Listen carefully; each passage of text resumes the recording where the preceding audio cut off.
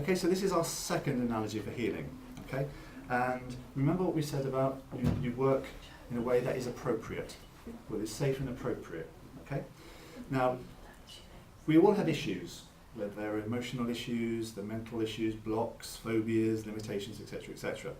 And who we are, in our personality sense, is a large part about our issues. You know, how we see the world, how we see ourselves, is conditioned by our issues. Okay?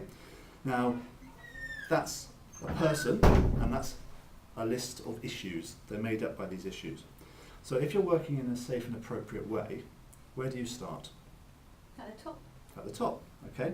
So if you're working in a safe and appropriate way,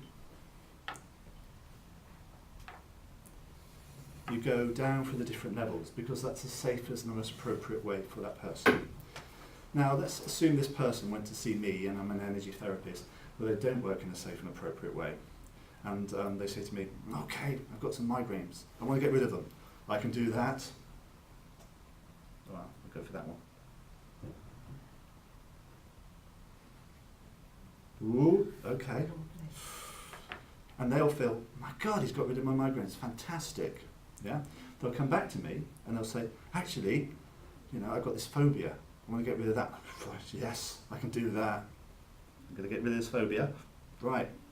And they think, you're fantastic, you're brilliant.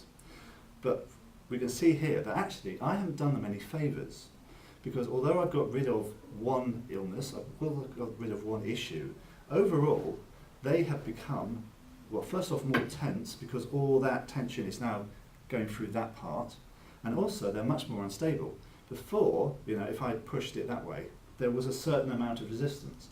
Now I could push them and they'll go over much more easy. So they come back to me and they go, oh, you're brilliant. Thank you very much, I always knew it. And they want me to sort of like take away some sort of negative belief. And I go, okay, well, I can do that. I can do that, I'm a brilliant... Oops, sorry. Knocked his head off. Yeah. Now, it could either be they come back to me in a huge healing crisis, or they never come back to me again and go, oh, where did they go? You know? So, because I was working in an inappropriate way, I actually made the situation more worse. And the thing is, we teach you to dowse, and on the diploma we also teach you to muscle test, although we'll touch on muscle testing next time with Sue. Doing that means that you work through the different levels in a way that's appropriate and safe.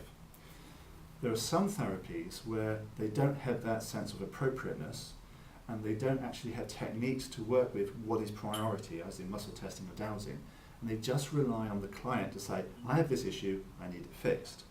The problem is that if that issue is, you know, close to the surface, then there's no issue, you know, because the body can integrate it. But if the issue is halfway down the tower and you start mucking about, you're making them much more unstable, you know, and eventually some point will come where you'll take something out and everything falls over. And that's when they are processing everything that falls over. And that's a major healing crisis. And you don't want to go there, okay? So this is just another analogy to sort of like cement in, you know, the need to work in an appropriate and safe way, to work through the priorities. The issue that you have is if you do that, you may be more boring to the client, okay? By working in a way that's safe, i.e. you don't actually go instantly for their issue, you may have to, you know, start tackling it after 5 sessions, but not immediately, compared to somebody down the road who, well, I saw them once and they got rid of it. Why aren't you as good as that? Well, you may have to explain, well, actually, I work in a way that's safe and appropriate and allows your body to release in its own way, in a safe, integrated way. You know, I'll do it that way, okay? So once again, this is an analogy for healing. Mm-hmm.